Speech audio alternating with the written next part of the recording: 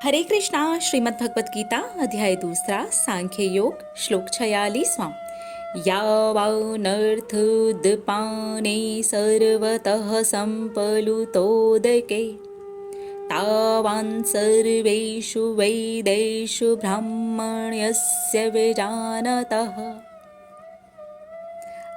आगे श्री कृष्ण भगवान अर्जुन से कहते हैं, जिस प्रकार एक बिल्कुल छोटे से कूप मतलब जिसमें थोड़ा सा ही पानी की आवश्यकता है, एग्जाम्पल के लिए एक घर के लिए एक टंकी भर पानी की आवश्यकता है, क्या वो एक बहुत बड़े जलाशय से दूर नहीं हो सकती? 1 मिनट में दूर हो जाएगी, पता भी नहीं चलेगा कि कैसे दूर हो गई। बिल्कुल इसी तरह से अगर वेदों के जो आंतरिक तात्पर्य हैं, यानी कि उनके जो भी कार्य, जिस भी प्रकार के यज्ञ, आयोजन, पूजा पाठ, उनका अगर आंतरिक अंतर मतलब अंदर का रहस्य समझेंगे, अंदर का ज्ञान जानने का प्रयास करेंगे, तो आंसर में मिलेगा आत्म साक्षात्कार। और अगर आत्म साक्षात्कार हो जाता है तो वेदों के जो आंतरिक कार्य हैं, जो भी उसके अंदर लिखे होते हैं, पूजा पाठ, यज्ञ, कर्म कांड के अंदर जितनी भी बातें लिखी गई हैं, वो सारी की सारी स्वतः ही पूरी हो जाती हैं। बिल्कुल वैसे ही जैसे अगर एक घर के लिए एक टंकी पानी की ज़रूरत है और वो एक बड़े से बड़े जलाशय से या एक बहुत बड़े टैंकर के आ जाने से तुरंत अपने आप 1 मिनट में सॉल्व हो जाती है, बिल्कुल उसी तरह से अगर हम आत्म साक्षात्कार में लगते हैं, अपने आप को जानने में लगते हैं, तो फिर वेदों के जो अंदर लिखी हुई बातें हैं, उनका जो रहस्य है, वो जिस वजह से वो चीज़ें वहाँ लिखी गई हैं, वो खुद ब खुद ही कंप्लीट हो जाती है, क्योंकि हम मेन चीज़ पर लग गए हैं। हम सीधे सीधे टैंकर पर आ गए हैं, हम सीधे सीधे नदी बन रहे हैं, हम सीधे सीधे एक समुद्र बन रहे हैं, हम सीधे सीधे एक विशाल जलाशय बन रहे हैं।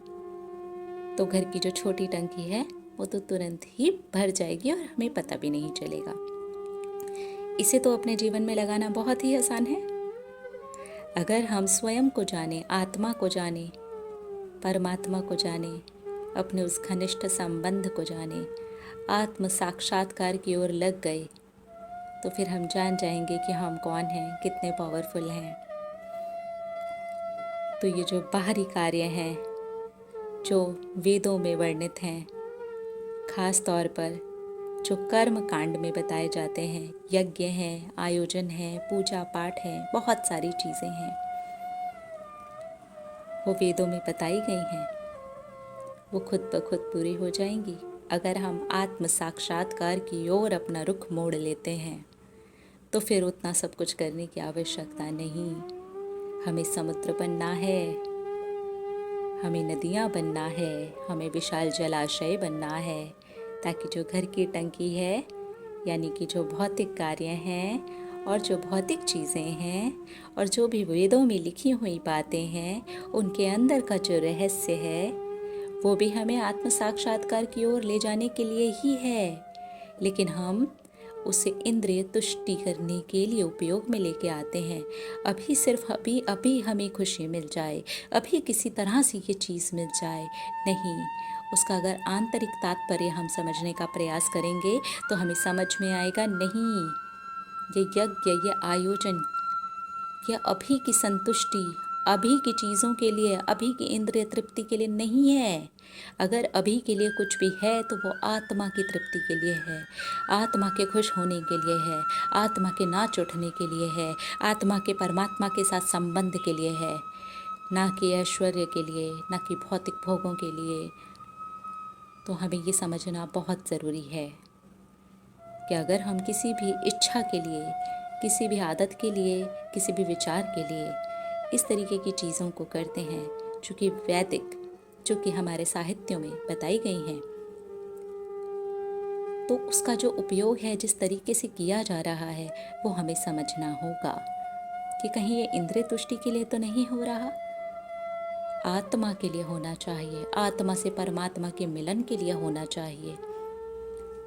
और अगर हमने सिर्फ आत्म साक्षात्कार भी किया, स्वयं को भी समझा, तो बहुत सारे यज्ञ 1 मिनट में संपन्न हो जाएंगे, बहुत सारे अनुष्ठान 1 मिनट में संपन्न हो जाएंगे, क्योंकि तब हम बन जाएंगे समुद्र, तब हम बन जाएंगे नदियाँ।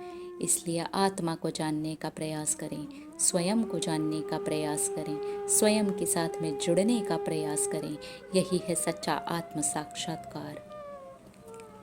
मिलेंगे अगले श्लोक में और देखेंगे हमारी श्रीमद् भगवत गीता हमें क्या शिक्षा दे रही है। हरे कृष्णा।